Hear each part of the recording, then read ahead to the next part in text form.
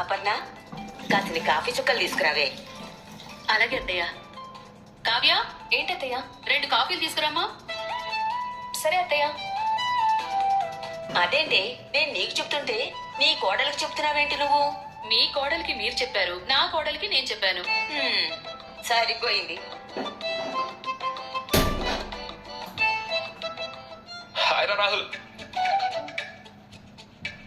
Hi Raj. ఏంట్రా డల్గా ఉంటావు? నిన్న జరిగింది ఇంకా మర్చిపోలేదా? జరిగింది మర్చిపోకపోతేనే భవిష్యత్తు మీద భయం ఉంటుంది కదా రాజ్. రే, అదంతా వదిలేరా, లైట్ తీసుకో, హ్యాపీగా ఉండు.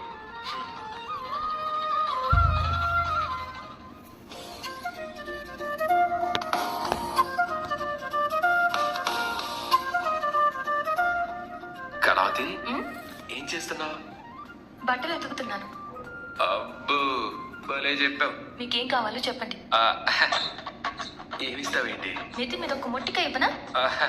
అంత ఆఫర్ మనకు వద్దు గానీ మరి ఏం కావాలంట? నీ లిప్పుని తాకిన కప్పుతో కాఫీ కావాలి. ఏయ్, కిచెన్ అంటే వైలెన్స్ కాదు, రొమాన్స్. అది కూడా తెలీదా? తెలీదు, కానీ తమరు ఎందుకు వచ్చారో తెలుసు. చెప్పాను కదా, కాఫీ కోసం అని. కాఫీ కావాలంటే హాల్లో నుంచి అడగచ్చుగా. అంటే ఇక్కడికి వచ్చి నీకు సాయం చేద్దామని. వేషాలు వేయకండి, వెళ్ళి ఫ్రెష్ అప్ అవ్వండి. రే రాహుల్, రోజు నువ్వు ఇలా ఇంట్లో శిలా విగ్రహంలా కూర్చొని ఉండకపోతే ఆఫీస్కి వెళ్ళి ఏమైనా పనులు చూసుకోవచ్చు కదా. ఇంకా వాడు ఆఫీస్కి వస్తే పనులన్నీ జరిగినట్టే. నిజమే అన్నయ్య, వీడు ఏ పని చేస్తే దారిలో పడతాడో అస్సలు అర్థం కావట్లేదు. ఏ పని చేసినా చేయకపోయినా నీ వెంట తిరిగే పని మానుకుంటే అంతా బాగానే ఉంటుంది. బాగా చెప్పావు అపర్ణ.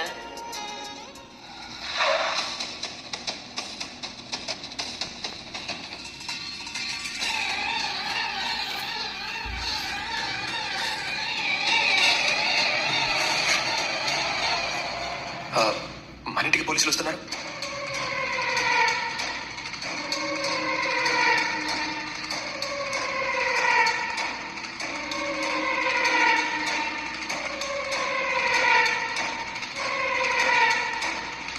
ఏంటి సిగారు ఇలా వచ్చారు? ఏంటి సిగారు? ఎవరు కావాలి? ఇక్కడ రాహుల్ ఎవరు?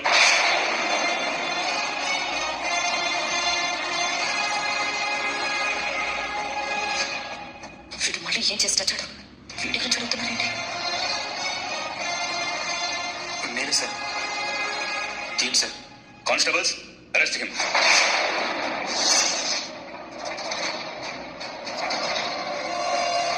ఎస్ఐ గారు, ఏం జరిగిందండి?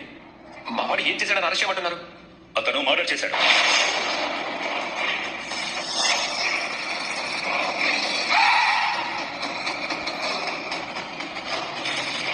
మర్డరా? ఏం మాట్లాడుతున్నారు ఎస్ఐ గారు? రాహుల్ అనే ఇతన్ని అరెస్ట్ చేస్తున్నామంటున్నాను. అదే ఎందుకు అని అడుగుతున్నాను సార్. కుయిలి అనే అమ్మాయి చనిపోయింది.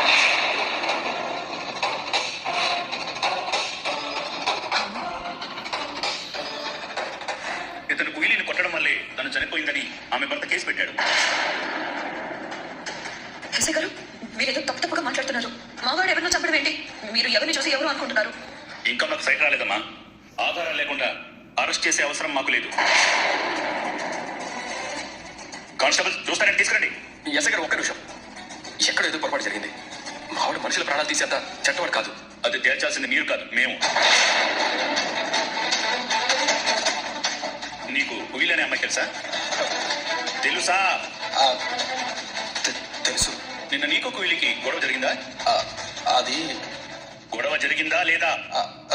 జరిగింది.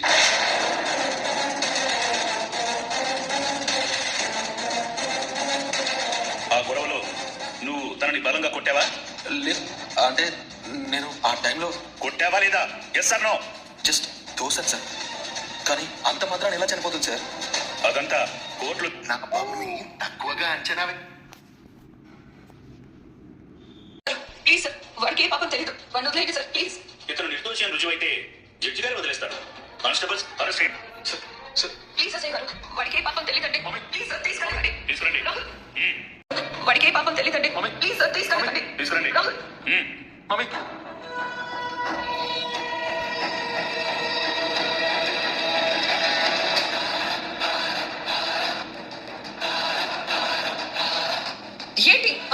చేస్తున్నారు? నా కొడుకుని పోలీసులు తీసుకెళ్తుంటే ఎవరు పట్టుకుంటుంటారేంటి? ఏం చేయమంటావు? ఎస్ఐ అడిగిన ప్రతిదానికి అవునని వాడు సమాధానం చెప్పాడుగా, ఎలా అమ్మంటావు? వాడు బెళ్ళాన్ని వదిలి ఇంకో ఆడదాని వెంటే పడ్డాడు అనుకున్నాం. నా మనవడు మనవరాలి వల్ల వాడికి బుద్ధొచ్చిందని నమ్మి ఇంట్లోకి రానిచ్చాం. కానీ వాడు ఒక మనిషి ప్రాణమే తీస్తాడనుకోలేదు. అలాంటి వాడిని కాపాడే పరిస్థితి ఉంటుందా?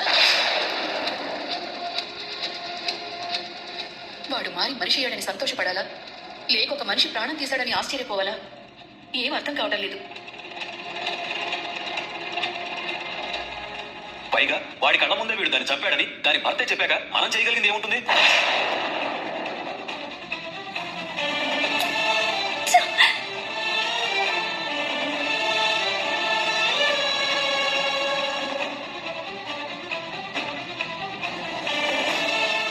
నాన్న, మీరందరూ కాస్త ఓపిక పడండి, ఏం మాట్లాడండి.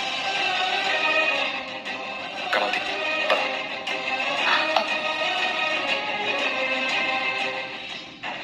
రాత్రంతా మాట్లాడాను. ఈ విషయం వాడు నాకు చెప్పలేదు. ఇప్పుడు వాడిని ఎలా బయట తీసుకురావాలి?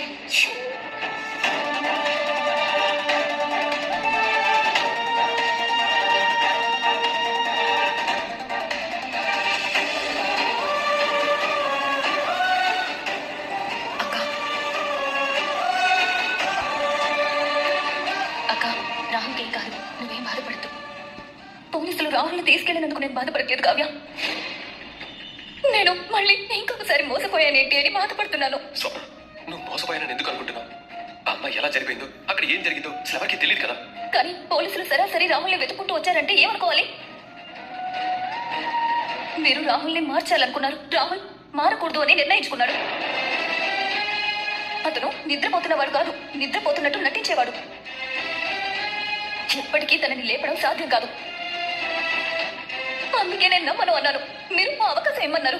పొద్దు పొడిచేలోపు అతని బుద్ధి బయటపడింది. లేదక్క, నువ్వు అనుకున్నది నిజం కాదనిపిస్తోంది. నాకెందుకో అనుమానంగా ఉంది. రాహుల్ డబ్బు మీద ఆసున్నవాడే, అందరి దానికి నిచ్చెన వేసేవాడే, బాధ్యత లేనివాడే. కానీ ఒక మనిషిని చంపేంత ధైర్యం రాహుల్కుందని నేను అనుకోవట్లేదక్క. అవును స్వప్న, వాడు మూర్ఖుడే కావచ్చు, కానీ హత్య చేసేంత దుర్మార్గుడు కాదు. కానీ కళ్ళ ముందు సాక్ష్యాలు కనిపిస్తున్నాయి కదా. పోలీసులు అడిగిన దానికి ఒప్పుకున్నాడు కదా. నమ్మకుండా ఎలా ఉండగలం? కళ్ళకి కనిపించినవన్నీ నిజాలు కాకపోవచ్చు, కనిపించనివన్నీ అబద్ధాలు కాకపోవచ్చు. వాడిని ప్రేమించి పెళ్లి చేసుకున్న తనే స్వప్న. నువ్వు వాడి గురించి మాకంటే నీకే బాగా తెలియాలి. అక్క, నిన్ను కన్విన్స్ అవ్వమనట్లేదు, కంగారు పడద్దు అని అంటున్నాం. ఏం జరిగిందో మేము తెలుసుకుంటాం. అప్పటి వరకు నువ్వు ధైర్యంగా ఉండు. తొందరపడి అప్పుడే ఓ మనిషిని అంచనా వేయడం, అనుమానించడం మంచిది కాదు స్వప్న. అర్థం చేసుకో.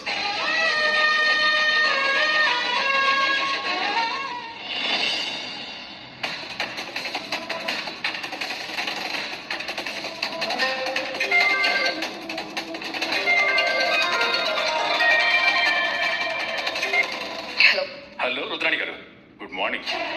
ఓ సారీ, కొడుకు పోలీస్ స్టేషన్లో మర్డర్ కేసులో అరెస్ట్ అయి ఉంటే అది మీకు గుడ్ మార్నింగ్ ఎలా అవుతుంది? బ్యాడ్ మార్నింగ్ కదా. ఎవరు అనుకో ఫోన్ చేసి పిచ్చి పిచ్చిగా బాగుతున్నావు? ఏంటి మేడం ఇది? నేను మీతో అంత రెస్పెక్ట్గా మాట్లాడుతుంటే మీరు ఇంత మర్యాదగా మాట్లాడటం కరెక్టా చెప్పండి? ముందు నువ్వెవరో చెప్పు. మర్యాద ఇవ్వాలి వద్దా అనేది నేను డిసైడ్ చేస్తాను. మీ కొడుకు చంపేసిన కుయిలి భర్తని మేడం. ఏంటి మేడం, నిజం చెప్పగానే నోట మాట పడిపోయిందా, లేక ఏం మాట్లాడాలో అర్థం కావట్లేదా? నువ్వు నాకెందుకు కాల్ చేసావా అని ఆలోచిస్తున్నాను. మీరు నిజంగా సూపర్ మేడం, డైరెక్ట్ గా పాయింట్కి వచ్చేసారు. రాహుల్ మీ గురించి చెప్పిందంతా నిజమే. మీరు చాలా తెలివైన వాళ్ళు. నా కొడుకు అన్యాయంగా ఇరికించింది కాకుండా ఇప్పుడు నన్ను బెదిరించడానికి ఫోన్ చేసావా? బెదిరించడానికి కాదు మేడం, మీతో ఒక డీల్ మాట్లాడడానికి ఫోన్ చేశాను. డీలా? ఏంటది? చూడండి మేడం, నేను కూడా మీలాంటి వాడిని, చాలా ప్రాక్టికల్గా ఉంటా. ఈ బంధాలు బంధుత్వాలు అంటే నాకు పెద్ద రెస్పెక్ట్ లేదు, అందుకే మీకు కాల్ చేశాను. కొంచెం అర్థమయ్యేలా చెప్తావా? మీ వాడు నా భార్యని చంపుతుండగా లైవ్ లో తీసిన వీడియో నా దగ్గర సాక్ష్యంగా ఉంది. అది గనక పోలీసులకు ఇస్తే కోర్టులో మీ వాడికి యావజ్జీవ శిక్ష పడుతుంది. కానీ మీ కొడుకు శిక్ష వేయడం వల్ల నాకు వచ్చిన ప్రయోజనం ఏం లేదు. నా భార్య ఎలాగో చనిపోయింది, ఏం చేసినా తనని తీసుకురాలేదు. అందుకే మన ఇద్దరం లాభం పొందేలాగా నా దగ్గర ఒక డీల్ ఉంది. అర్థమైంది. కోర్టులో నువ్వు ఆ వీడియో చూపించకుండా ఉండాలంటే నీకెంత కావాలి? ఇది మేడం తరిగిన ప్రేమంటే. కొడుకు తప్పు చేసినా కాపాడాలనుకుంటున్నారు చూడండి, you are really great. Sir, ఇవన్నీ పక్కన పెడితే నాకు మీరు 2 కోట్లు ఇస్తే ఆ వీడియోని డిలీట్ చేస్తాను. మీ కొడుకు నిర్దోషిగా బయటకు వచ్చేస్తాడు. 2 కోట్ల? ఏంటి మేడం అంత షాక్ అయ్యారు? మీకున్న ఆస్తికి అది జస్ట్ పీనట్స్ అని నాకు బాగా తెలుసు. కన్న కొడుకు అంటే డబ్బు ఎక్కువ కాదు కదా. ఈ రోజు మీ వాడిని కోర్టులో ప్రొడ్యూస్ చేయబోతున్నారు. ఆ లోపు నేను చెప్పిన డీల్కి మీరు ఒప్పుకుంటే మీ కొడుకుని మీరు కాపాడుకోవచ్చు. లేదంటే ఆ వీడియో కోర్టులో చూపించేస్తాను. బాగా ఆలోచించుకొని డిసిషన్ చెప్పండి. ఉంటాను. బాయ్.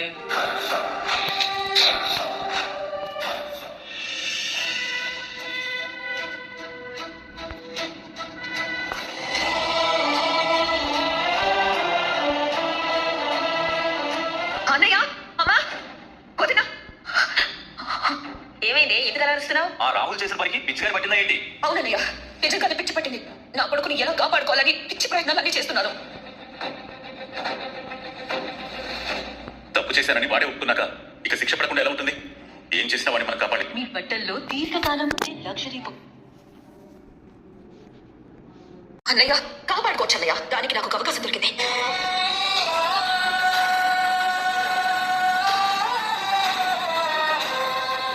ఏంటన్నయ్య అది? ఆ కుయ్యి మొగుడు నాకు కాల్ చేశారా? వాడి దగ్గర రాహుల్ చంపుతున్నట్టుగా వీడియో ఉందట.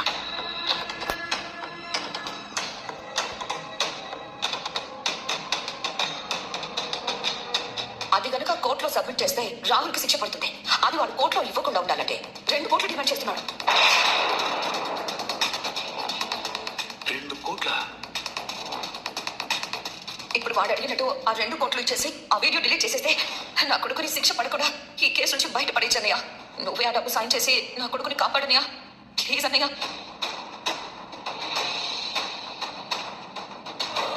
ఏంటే నువ్వు కూడా అలా మౌనంగా చూస్తున్నావు? నీ మొగుడిని కాపాడుకునే అవకాశం దొరికింది. నేనొక్కదాన్ని పిచ్చిదానిలాగా వాగుతుంటే నువ్వే మాట్లాడవేంటే? వీళ్ళందరూ అనుకుంటే నా కొడుకుని కాపాడచ్చు. అంటే ఏంటి నీ ఉద్దేశం? ఆ రాహుల్ తప్పు చేసి ఒక అమ్మాయిని చంపేస్తే డబ్బులు లంచంగా ఇచ్చి వాడిని కాపాడాలా? తప్పు చేసిన వాడిని కాపాడడం, దొంగ సాక్ష్యాలు సృష్టించడం 2 నేరమే. అన్నయ్య, ఇక్కడ తప్పు చేయలేదు ఎవరన్నయ్య? ఎప్పుడో ఒకప్పుడు ఎవరో ఒకరు తప్పు చేస్తూనే ఉంటారు. ఇప్పటి వరకు మీలో ఒకరు కూడా తప్పు చేయలేదా? తప్పు చేయడం వేరు, ఒక మనిషిని చంపడం వేరు. రాహుల్ గురించి మీ అందరికీ బాగా తెలుసు. వాడు అదేదో ఆవేశంలో చేశాడు. అంత మాత్రాన వాడి జీవితం మొత్తం జైల్లో మగ్గిపోవాలా? ఇంతమంది ఇంత ఆస్తి ఉండి కూడా వాడు శిక్ష అనుభవించాలా?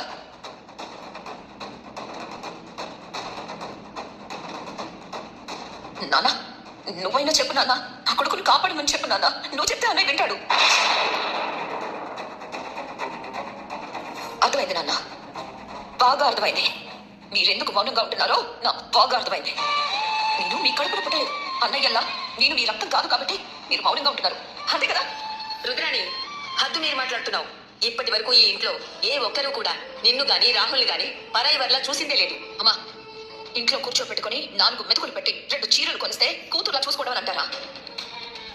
కష్టం వచ్చినప్పుడే కదా తోడుగా నిలబడాలి. నన్ను పరాయిదాన్లా అనుకున్నారు కాబట్టి నా కొడుకు మీద 2 కోట్లు పెట్టడానికి కూడా ఇంతలా ఆలోచిస్తున్నారు. ఇదే నాన్న మీ విలువలు. కష్టం అంటే శత్రువు కూడా సహాయం చేయాలని అంటారు కదా. అలాంటిది కూతుర్లా పెంచుకున్న నన్ను నా కొడుకుని ఇలానే వదిలేస్తారా? అత్త, నిందలు వేసింది చాలా ఆపుతావా? నీ మీద ప్రేమ లేకుండానే తాతి నేను ఇంట్లో పెట్టుకున్నాడా? రాహుల్ ఈ ఇంటి మనిషి అని మేము అనుకోకపోతే వాడిని కాపాడుకోవడానికి వాడిని వెతుక్కుంటూ వాడి గర్ల్ ఫ్రెండ్ ఇంటికి ఎందుకు వెళ్తాం? వాడెవడో వీడియో ఉందని చెప్పగానే రాహుల్ని కాపాడడానికి 2 కోట్లు ఇవ్వాలని అంటున్నావు. అంటే ఇండైరెక్ట్ గా రాహుల్ అమ్మాయిని చంపాడని నువ్వు ఒప్పుకున్నట్టే కదా? చెప్పదా? ఒప్పుకున్నట్టే కదా? నువ్వు గాని రాహుల్ గాని ఏ రోజు సపోర్ట్ చేయని నా కళావతి కూడా రాహుల్ చంపలేదని నమ్ముతుంది. కానీ నువ్వు మాత్రం నీ కొడుకుని నమ్మట్లేదు. నువ్వు రాహుల్ ఎలాగైనా బయటకు తీసుకురావాలని అనుకుంటున్నావు, కానీ మేము వాడు తప్పు చేయలేదని నిరూపించి నిర్దోషిగా బయటకు తీసుకురావాలనుకుంటున్నాం. అది తేడా. మాటలు చెప్పినంత ఈజీ కాదు రాజ్ ప్రూవ్ చేయడం అంటే. రాహుల్ చంపాడు అనడానికి రంజిత్ దగ్గర సాక్ష్యాలున్నాయి. మరి మీ దగ్గరే ఉన్నాయి. వాడిని ఎలా కాపాడతారు?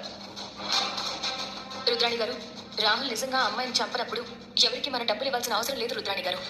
ధర్మం మన వైపు ఉన్నప్పుడు రాహుల్ని నిర్దోషిగా బయటకు తీసుకురావచ్చు. ఇలాంటి సినిమా డైలాగ్ లో కోర్టుకు సరిపోవు కావ్య. సాక్ష్యాలు కావాలి. మీరందరూ రాహుల్ కి శిక్ష పడాలని డిసైడ్ అయినట్టున్నారు. నా కొడుకుని ఎలా కాపాడుకోవాలో నాకు బాగా తెలుసు. మీరొచ్చినా రాకపోయినా నేను వెళ్ళి ఆ రంజిత్ ని కలుస్తాను. వాడిని ఒప్పించి నా కొడుకుని బయటకు తీసుకొస్తాను. అత్త, అత్త,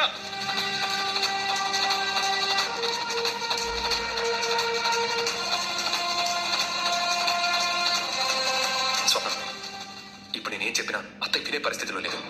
తప్పకుండా ఇప్పుడు పోలీస్ స్టేషన్కి వెళ్ళి రాహుల్ని కలిసి జరిగింది తెలుసుకొని ఆ రంజిత్తో డీల్ మాట్లాడుతుంది. ఆ సమయంలో నువ్వు తన పక్కనే ఉండు. రాహుల్ని కాపాడే సాక్ష్యం మేము తీసుకొస్తాం. అలాగే అక్క ఆ కోయిలి మొగుడిని వదిలిపెట్టకు.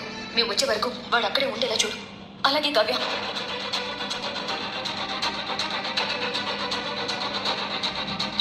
ఏంటి ఇదంతా? ఒకవైపు రాహుల్ని చంపినట్టు సాక్ష్యాలున్నాయని రుద్రానంటుంటే మీరెలా కాపాడతారు? అసలు మీ దగ్గర ఏ సాక్ష్యాలు ఉన్నాయరా?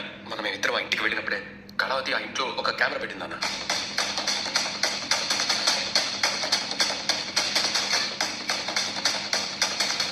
అక్కడ కెమెరా పెట్టారని ఎందుకు అనుకున్నావు?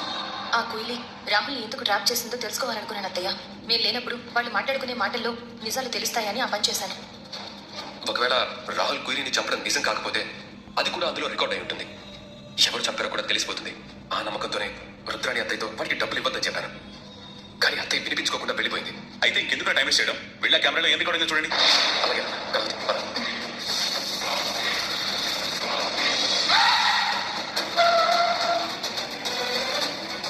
కేసు క్లోజ్ అయ్యే వరకు పోలీసులు ఇలా కాపలాగా ఉంటారు. లోపల కెమెరా ఎలా తీసుకురావాలి?